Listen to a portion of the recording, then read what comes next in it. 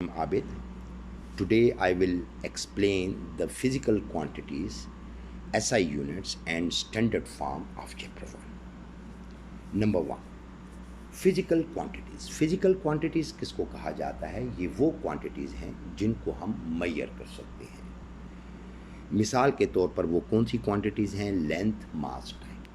देखिए, लेंथ को हम मीटर रूल के ज़रिए मेजर कर सकते हैं, इसलिए लेंथ क्या हुई? Physical quantity. मास को हम ऑर्डिनरी बैलेंस या फिजिकल बैलेंस के ज़रिए मेजर कर सकते हैं, इसलिए हम मास को क्या कहेंगे? Physical quantity. अब टाइम आया। टाइम को हम ऑर्डिनरी वॉच या स्टॉप वॉच के ज़रिए मेजर कर सकते हैं, तो इसलिए हम टाइम को क्या कहेंगे? Physical quantity. अब मैं इसके नेक्स्ट पॉइंट पर आता हूँ। Types of physical quantities. There are two types of physical quantities. Number 1, basic quantities. Number 2, derived quantities. Basic quantities बेटे मैं किसको कहता हूँ? ये वो quantities हैं जो किसी दूसरी quantities से derive नहीं होते, बल्कि इन quantities के ज़रिए हम दूसरी quantities को derive करते हैं।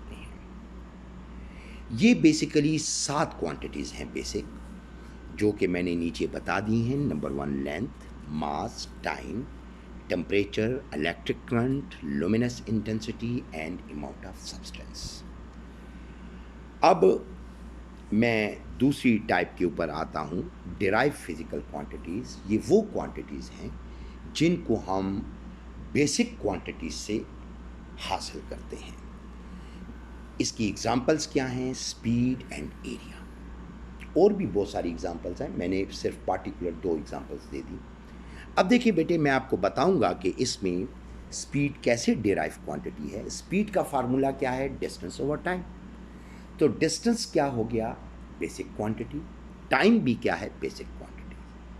तो इन 2 बेसिक क्वांटिटीज़ को मैंने डिवाइड किया, इससे मेरे पास आंसर आया स्पीड। और speed is a derive quantity. इसी तरीके से मेरे पास एरिया का फार्मूला है length into breadth. Length and breadth दोनों क्या हैं? Basic quantities.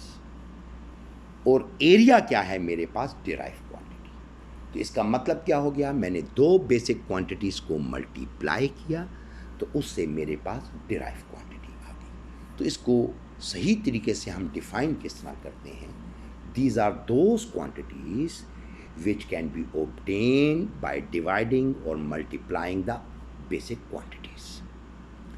अब मैं न्यू टॉपिक है मेरा SI यूनिट्स।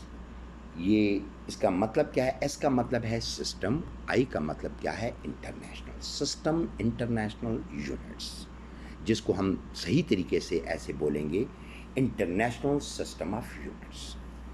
बेसिकली हमारे पास 7 बेसिक क्वांटिटीज़ थी, उनके जो यूनिट्स आगे बता दिए गए हैं, इनको हम कहते हैं SI यूनिट्स। जैसे लेंथ का यूनिट क्या है? मीटर।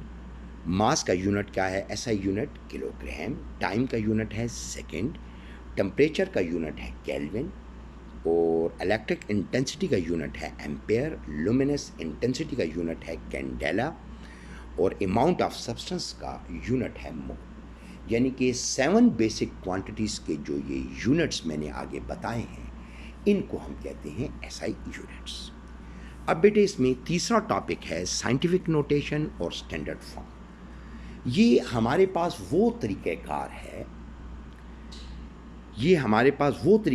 है, एक वो स्टैंडर्ड वे है जो हम बहुत बड़े या बहुत छोटे नंबर को रिप्रेजेंट करने के लिए इस्तेमाल करते हैं, जिसकी जर्नल फॉर्म क्या है मेरे पास? C = A × 10 power B। C का मतलब है एनी नंबर। A क्या है? इसको सिग्निफिकेंट कहा जाता है। सिग्निफिकेंट A को कहा जाता है, और इसकी वैल्यू 1 के इक्वल होगी या 1 से ग्रेटर होगी, और 10 से स्मॉलर होगी। Into 10 power B means any integer, जो पॉजिटिव भी हो सकता है और नेगेटिव भी हो सकता है। इस जर्नल फॉर्म को मैं एक्सप्लेन करने के लिए लार्स का मेथड यूज़ करूँगा। एल का मतलब है बेटे लेफ़्ट, ए का मतलब है एड, आर का मतलब क्या है राइट, और एस का मतलब क्या है सब्ट्रैक्ट। अब देखिए मैं एक क्वेश्चन में बताना चाह रहा हूँ, इसमें एग्जांपल 1 में कन्वर्ट 456.4 इनटू साइंटिफिक नोटेशन। ये एक नंबर है, मैं इसको साइंटिफिक नोटेशन में कन्वर्ट करूँगा। देखिए मैं क्या करता हूँ, फ्रॉम लेफ़्ट टू राइट देखता हूँ, जो नॉन ज़ीरो नंबर है 4, from left to right 4 non zero number है, मैं पॉइंट को यहाँ पर लाऊंगा, तो मैं क्या लिखूँगा 4.56 इंटू 10 पावर। देखिए पॉइंट लेफ़्ट की तरफ गया है तो क्या होता है बेटे, मैंने LA लिखा था, लेफ़्ट की तरफ जाएगा तो 10 पावर में मैं क्या करूँगा ऐड, यानी प्लस का साइन लगा दूँगा। और कितने नंबर पॉइंट ने जंप किया लेफ़्ट की तरफ, 2 नंबर जंप किया, इसलिए मैंने इसके ऊपर क्या लिख दिया +2। ये अब देखें कि मेरे पास ये एक स्टैंडर्ड वे है जिसमें हमने लार्ज नंबर को आसान तरीके से लिख दिया। अब एग्जाम्पल 2 क्या है 0.0045। अब मैं इसको साइंटिफिक नोटेशन में कैसे कन्वर्ट करूँगा, फ्रॉम लेफ़्ट टू राइट मैं चेक करूँगा जो नॉन ज़ीरो नंबर है, लेफ़्ट टू राइट मेरे पास नंबर आ रहा है 4 के बाद मैं पॉइंट ले आऊँगा 4.5 लिख दिया इंटू 10 पावर। पॉइंट किस तरफ जंप किया उसने, राइट की तरफ किया, इसलिए मैंने 10 के ऊपर पावर क्या लगा ली बेटे, साइन क्या लगा लिया 10 की पावर में माइनस RS, राइट की तरफ जब पॉइंट जाएगा तो 10 पावर में सब्ट्रैक्शन का साइन आ जाएगा। अब राइट की तरफ कितने नंबर जंप किया है बेटे, उसने 3 नंबर जंप किया है, इसलिए मैंने 10 के ऊपर पावर क्या लगा ली है 10 पावर -3।